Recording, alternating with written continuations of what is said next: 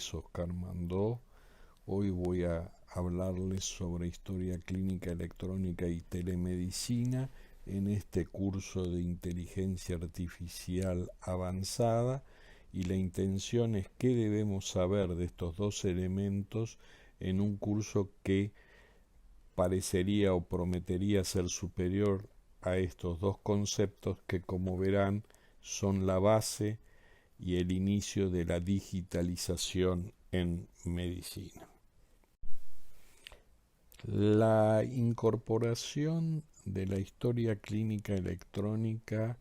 no fue un elemento sencillo. Si bien había habido elementos previos al concepto de historia clínica electrónica con digitalizaciones individuales en distintas especialidades, para que esto fuera uniforme se requirió un estímulo significativo en el caso de Estados Unidos, tanto para profesionales individuales, prácticas, sanatorios privados o hospitales tanto universitarios como públicos en Estados Unidos. Esto fue a través de un acta que apoyó el legislativo de los Estados Unidos, la High-Tech Act, en el gobierno de Barack Obama en el año 2009, y justificó un aporte de 25.9 billones de dólares para que de alguna manera se pudiera digitalizar y generar las historias clínicas electrónicas en Estados Unidos. Esto tardó su tiempo, pero se habían fijado pautas y de alguna manera tiempo para que se lograra, a partir del cual, aparte de verse estimulados por la provisión de esta gran cantidad de billones de dólares, empezar a ser penalizada pecuniariamente también. La necesidad de la incorporación de la historia clínica electrónica, primero en los países del norte y posteriormente su llegada a nuestro país, fue para poder incorporar en un solo lugar elementos o datos del paciente de características multimedia, como era texto, datos, números, inclusive imágenes. Y el objetivo fundamental era acabar con el concepto de silos. ¿Y qué son los silos? Los silos son almacenaje individual y diferenciado de los datos del mismo paciente en distintos lugares. Eso nos llevaba a que para poder configurar un concepto uniforme o una unidad de criterio de un propio paciente, tuviéramos que recurrir a distintos lugares donde estaban almacenados los datos de ese paciente. Para que la historia clínica electrónica sea una realidad, se requieren de tres elementos fundamentales. Se requiere el consentimiento, si es posible firmado, del paciente. Se requiere la confidencialidad o privacidad de todos los datos incorporados en la misma, y se requiere que quienes tienen la guarda de esa historia clínica le brinden seguridad al paciente que todos los datos almacenados en la misma van a guardar la confidencialidad o privacidad que el segundo concepto requiere. O sea, una historia clínica electrónica debe tener el consentimiento informado del paciente para que se pueda realizar. Debemos garantizarle que sus datos serán absolutamente privados por el concepto de confidencialidad. Y el tercer elemento es garantizarle que la guarda de la historia clínica va a tener aquellos elementos de seguridad necesarios para que se cumplan lo antedicho. El tema de seguridad, como ustedes han visto, no nos lleva a los nuevos conceptos de ciberseguridad que hemos visto que se han violado últimamente en muchísimos lugares relacionados al tema de la salud, con la incorporación de los ransomware para poder permitir que de alguna manera puedan volver a ser utilizadas los datos digitalizados de los pacientes, y eso demuestra que todavía queda mucho para hacer en el tema de seguridad para que no se viole la privacidad de los pacientes. En las únicas circunstancias en que los datos de los pacientes, manteniendo el concepto de privacidad, pueden salir de su historia clínica en el tema de los ensayos clínicos o los protocolos de investigación que sean aprobados por los comités de ética respectivos para que puedan llevarse a cabo con los datos de los pacientes, pero manteniendo los conceptos de privacidad general aprobados por las leyes que hoy en día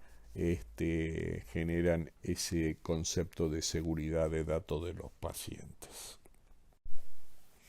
Otro de los conceptos importantes de la historia clínica es el concepto de la interoperabilidad. Interoperabilidad significa que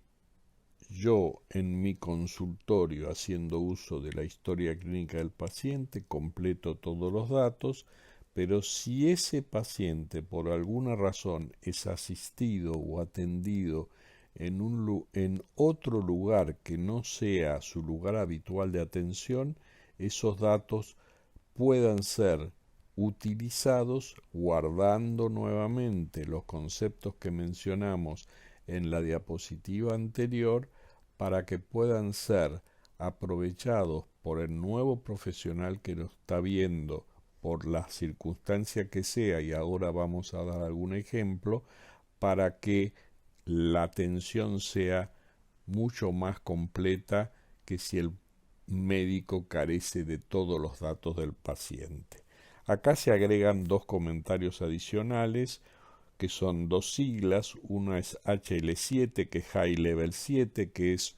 un idioma que permite intercambiar entre computadoras texto, y el concepto de DICOM, que es la posibilidad que se compartan imágenes entre las computadoras. Cuando yo hablo de interoperabilidad, el concepto, para dar un ejemplo, sería así. Yo atiendo un paciente, mi lugar de atención es la Ciudad Autónoma de Buenos Aires. En mi historia clínica electrónica tengo todos los datos del paciente y el paciente decide irse de vacaciones dentro del país. En una provincia del norte del país tiene un problema médico, recurre al hospital y en el hospital le hacen las preguntas correspondientes, pero siempre faltan datos importantes para poder lograr esa uniformidad que requiere una asistencia completa del paciente. ¿Y cómo se lograría eso si el médico que lo atiende en ese hospital a distancia tiene la posibilidad de operar, por eso el concepto de interoperabilidad, con el servidor o la computadora de origen, en este caso la mía, en la Ciudad Autónoma de Buenos Aires con el paciente? Este concepto de interoperabilidad va a requerir varias situaciones, como la clave de acceso, quienes tienen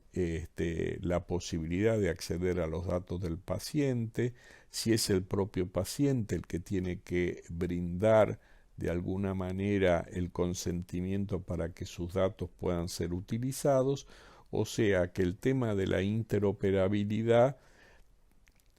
en este momento se habla mucho, pero falta mucho para que se logre totalmente. Como ejemplo, un hijo del presidente Biden de los Estados Unidos tenía un serio problema de salud, y desde su estado natal de Delaware, cuando su padre fue elegido presidente, lo trasladaron al Hospital Walter Reed en Washington, y pasados 4 meses todavía no habían logrado que desde el hospital de Delaware hasta el Walter Reed le pudieran pasar toda la información existente en la historia clínica original para brindarle la asistencia médica que el paciente requería. O sea que ustedes ven que se habla mucho de interoperabilidad, pero si el hijo del presidente de los Estados Unidos no logra que la interoperabilidad sea un hecho, todavía nos falta mucho por lograr. La historia clínica electrónica permite el almacenamiento de todos los datos del paciente y indudablemente una vez que esos datos están incorporados en la historia clínica de una manera lógica, práctica, recuperable, el paso siguiente es el análisis de los datos, que es el objetivo final común de una historia clínica electrónica. No solamente guardar los datos, sino poder hacer un análisis de los datos. Como todos ustedes saben, se habla que el nuevo petróleo del siglo XXI son los datos o el nuevo oro del siglo XXI son el tema de los datos. Y esto realmente es así. Por eso es extremadamente importante que le demos a la historia clínica electrónica la dedicación necesaria para que todo lo que pongamos, ya sea texto, números, imágenes, gráficos, etcétera, sea lo más cercano a la realidad y perfecto posible. Cuanto más se aleje de la realidad, menos vamos a poder analizar correctamente los datos, y acuérdense que el objetivo del análisis de los datos es a la larga brindar una atención más segura de salud al paciente, una personalización de la salud del paciente, siempre y cuando los datos que obtengamos a través de la historia clínica sean lo correcto que deben ser. Acompañando al concepto de almacenamiento y análisis de datos, surge una nueva especialidad que acompañan a los profesionales de la medicina, fundamentalmente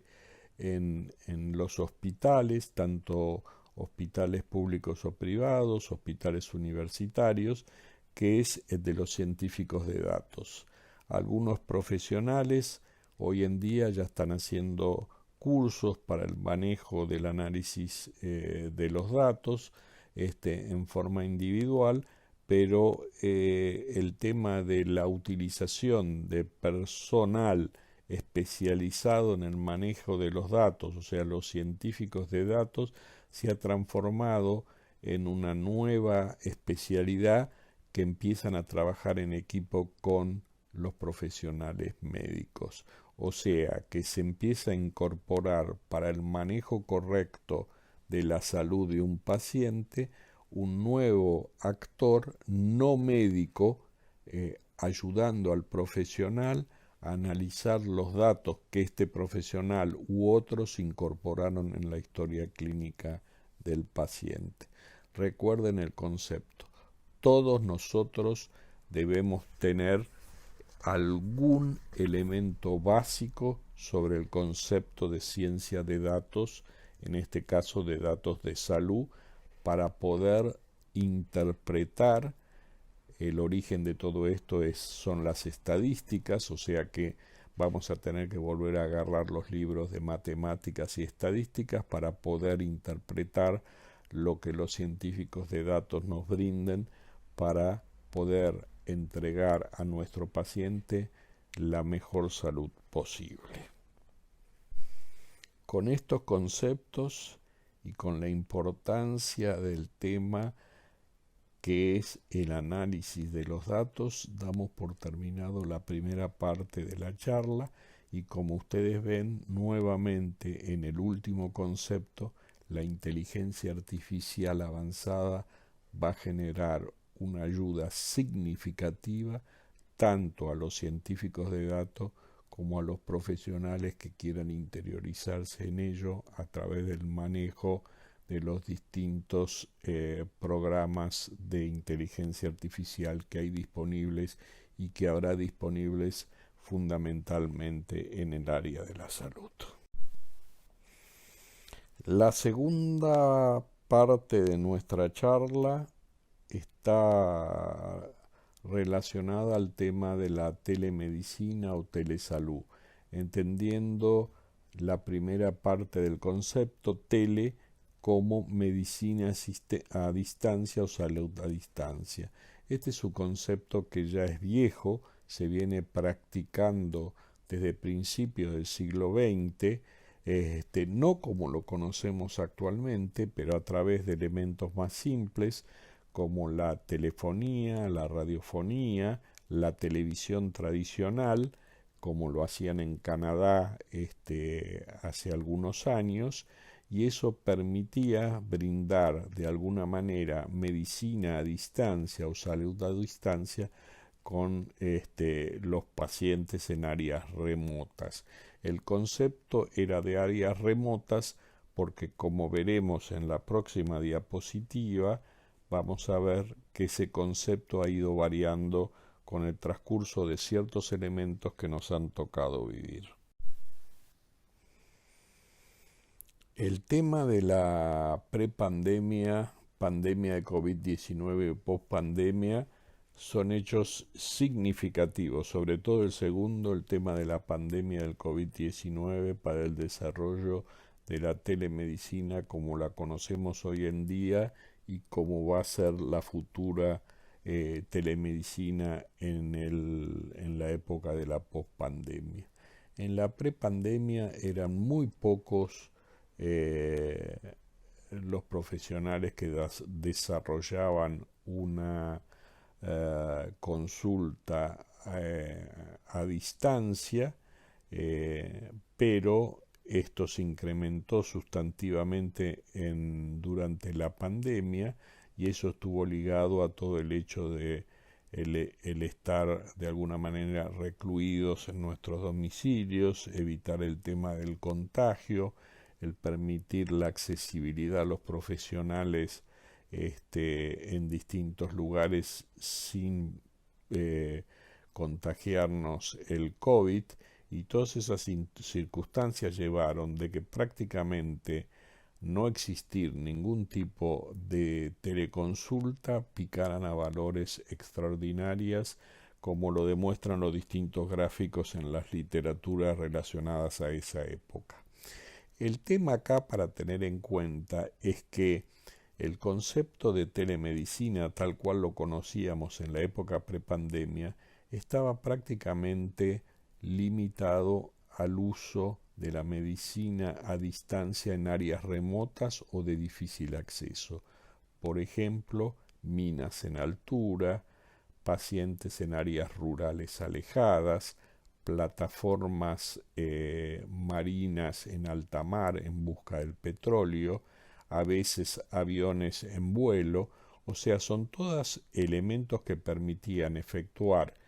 una teleconsulta, pero en lugares donde la accesibilidad al profesional médico estaba sumamente limitada.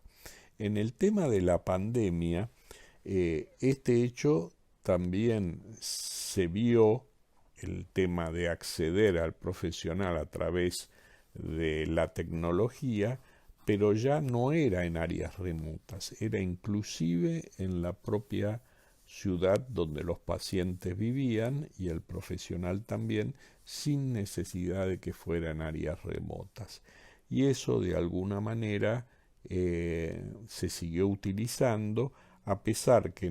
en la pospandemia cayó nuevamente en forma significativa el número de consultas por telemedicina, a pesar de que las teleconsultas incrementaban la accesibilidad, disminuían los tiempos de traslado y los tiempos de espera, y como dicen algunos, disminuían los costos en el tema de la salud. Acá quiero hacer mención específicamente al tema de los costos. Los costos que se disminuyen son los costos secundarios, o sea, costos en traslado, costos de tiempo en espera de ser atendido, pero lo que bajo ningún punto de vista se tiene que plantear como reducción de costo es la reducción del costo en el honorario del profesional. La consulta o la teleconsulta requiere un adiestramiento especial, un conocimiento especial, una sensibilidad especial del profesional para poder interpretar al paciente que tiene enfrente. De ahí que muchas veces se insiste en que la telemedicina tiene que ser hecho sobre pacientes previamente conocidos en el consultorio, o que el paciente tenga conocimiento previo del paciente y que no sea un paciente nuevo, ya que es muy difícil interpretarlos, porque como ustedes saben, un paciente en la consulta puede justificar no solamente su lenguaje verbal, sino el lenguaje corporal y la modalidad en que se maneja dentro del consultorio, y también el hecho de poder conocerlo nos va a permitir de alguna manera sacar datos a través de la videoconsulta.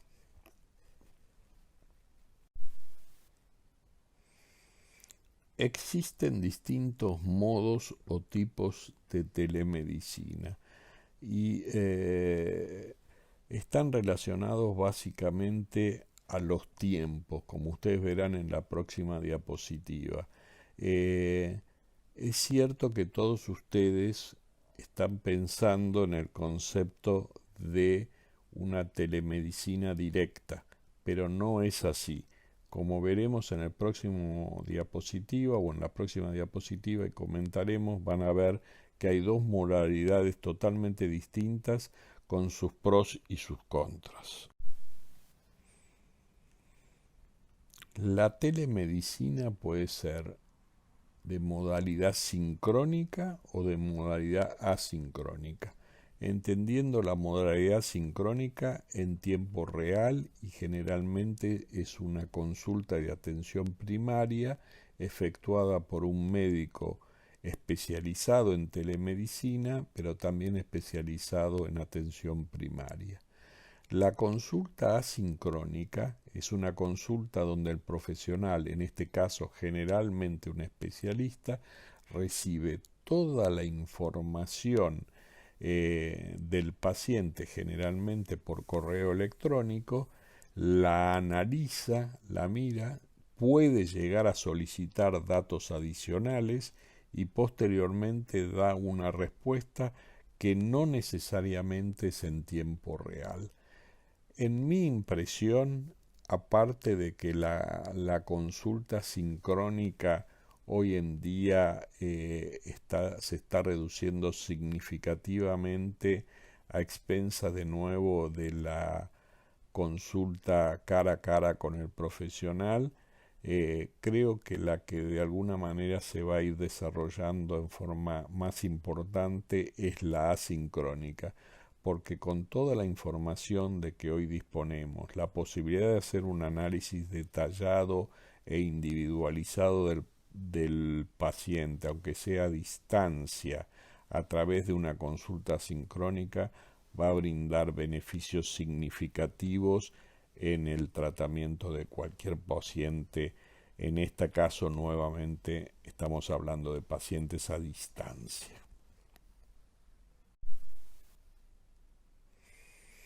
La teleconsulta pueden ser consultas simples, y volvemos a los conceptos inicialmente expuestos, como es el tema del teléfono, el tema de la radiofonía. En algún momento los radioaficionados jugaron un rol extremadamente importante en el tema de manejar la salud en áreas remotas, y por ejemplo el tema de los chats, que también sirvieron, aunque todos ustedes conocen el auge que tuvo el WhatsApp durante la pandemia, pero el WhatsApp no es telemedicina y hay que tenerlo en cuenta. Si bien es cierto que con WhatsApp inclusive se llegaron a enviar órdenes para realizar estudios o inclusive recetas para ser imprimidas y poder comprar la medicación en el tema en la, en las farmacias. Hoy en día el tema de las prescripciones digitales es la que se está cumpliendo y ya de alguna manera hay una serie de plataformas digitales que deben ser aprobadas por por las entes regulatorios conjuntamente con la firma digital para poder ser utilizadas en las farmacias que también tienen registrados los elementos o para solicitar las órdenes correspondientes para efectuar los estudios. La videoconsulta involucra a la simple el concepto de agregarle la posibilidad de la visión, o sea, poder vernos en tiempo real. Eso es una videoconsulta. Hoy en día principalmente se hicieron originalmente con tecnología que ya tenía incorporada la posibilidad de una, llamémoslo, videoconsulta no médica, como es el tema de FaceTime en una de las grandes compañías de tecnología, pero también teníamos el tema del Zoom, del tema del Skype, una cantidad de plataformas adicionales que permitieran de alguna manera hacer la videoconsulta directamente con el paciente involucrado. Y el tercer concepto de videoconsulta compleja es cuando a la consulta se empiezan a agregar elementos adicionales. O sea, una videoconsulta simple, el paciente puede estar transmitiendo solamente su signo-sintomatología, pero en una videoconsulta compleja el paciente va a proveer datos objetivos. Por ejemplo, frecuencia cardíaca, presión arterial, temperatura, peso, frecuencia respiratoria, todos elementos que puede tomar el propio paciente. Hoy en día ya se pueden hacer en forma remota a través de sensores que puede tener el paciente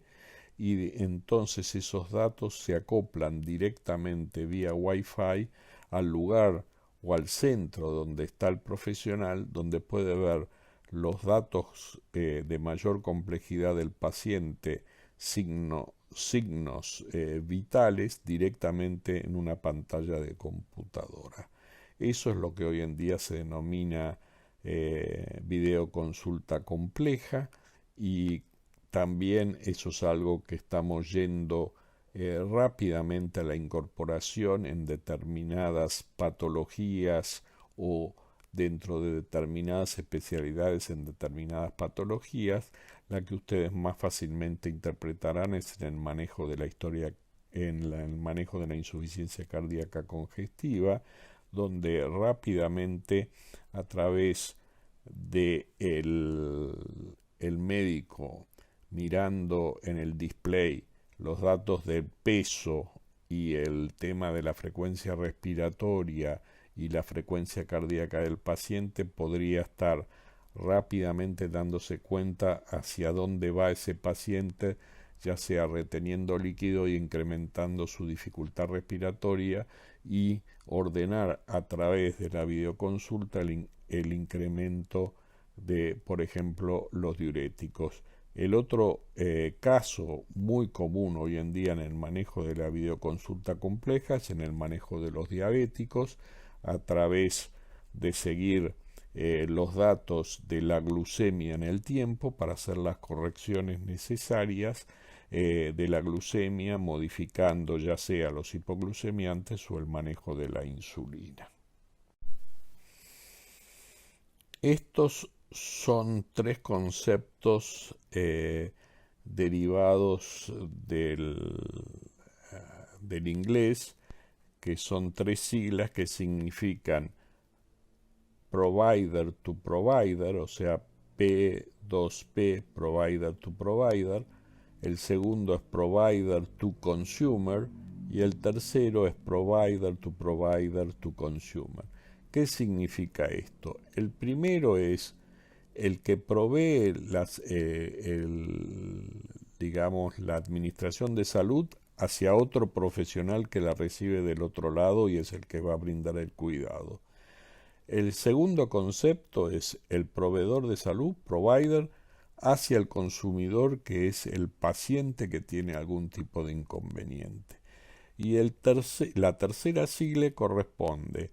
en este caso, a una triangulación donde el proveedor de la salud le brinda los datos a otro médico que está acompañando al paciente, y esto, como ustedes vieron anteriormente, permite de alguna manera, y si no lo vieron lo vamos comentando ahora,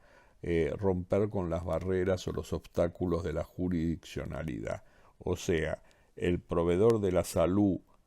transmite sus reflexiones al proveedor en el lugar donde está el consumidor, que es el paciente, y éste le transmite los datos al paciente. Y efectúa, si es necesario, órdenes de estudio o prescripciones médicas actualizadas al lugar donde el paciente y legalizadas al lugar donde el paciente está viviendo. El tema de los objetivos del Triple Aim es lograr de alguna manera la mayor accesibilidad posible, la reducción de los costos y una asistencia médica de calidad. Esto es lo que de alguna manera han advocado el Instituto Americano, cuyas siglas son IHI, que es Institute for Health Improvement, o sea,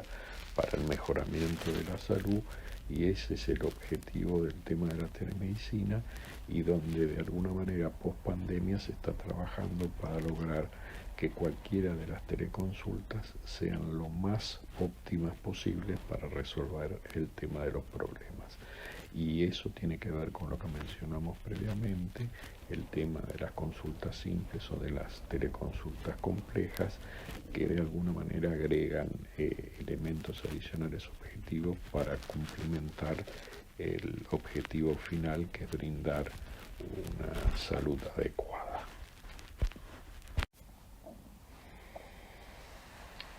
Dentro de los obstáculos más significativos que tenemos, o barreras para ejercer la telemedicina, tenemos en primera instancia el tema de la conectividad, una situación por todos conocida, que es la dificultad para acceder a banda ancha. Esto a veces hasta es dificultoso en la ciudad de Buenos Aires. Imagínense lo que puede ser esta dificultad en áreas más remotas del país. El segundo punto es el tema de la educación de los pacientes, y eso depende del grupo etario. Hay grupos etarios de gente joven que han nacido con la tecnología y tienen facilidad para hacerlo, pero generalmente las teleconsultas se hacen con grupos etarios mayores que realmente tienen dificultad para acceder a la telemedicina y a la teleconsulta. Y ahí es donde entra el concepto de asistente de teleconsulta, que puede ser una persona idónea o puede ser inclusive un miembro de la familia para colaborar con el adulto mayor para poder efectuar una correcta teleconsulta con el tema del profesional. Y el tercer punto de los obstáculos es el tema de la interjurisdiccionalidad, y eso tiene que ver con las matrículas de los profesionales, que como ustedes saben, las matrículas en nuestro país están limitadas por las distintas jurisdicciones, como el nombre lo dice. En mi caso yo tengo matrícula nacional, pero solo puedo ejercer en el ámbito del gobierno de la ciudad de Buenos Aires, y no podría traspasar la barrera de la avenida General Paz. Durante la pandemia en Estados Unidos bloquearon este sistema permitiendo que los profesionales pudieran actuar entre los distintos estados para poder colaborar en un hecho único que fue el tema de la pandemia, pero post pandemia se volvieron a poner el tema de las matrículas o de las licencias en los distintos estados. Por ejemplo, en Estados Unidos es muy común que un profesional tenga licencia en su estado y los estados vecinos. Hay un solo profesional que tiene licencia para todos los estados de los Estados Unidos. En nuestro país, la mejor manera de sobrellevar el tema de la interjurisdiccionalidad es poder contar con un par en la consulta, o sea que de alguna manera ese par profesional efectuando la consulta puede brindarle al paciente ya sea las órdenes o las prescripciones que surjan de la teleconsulta.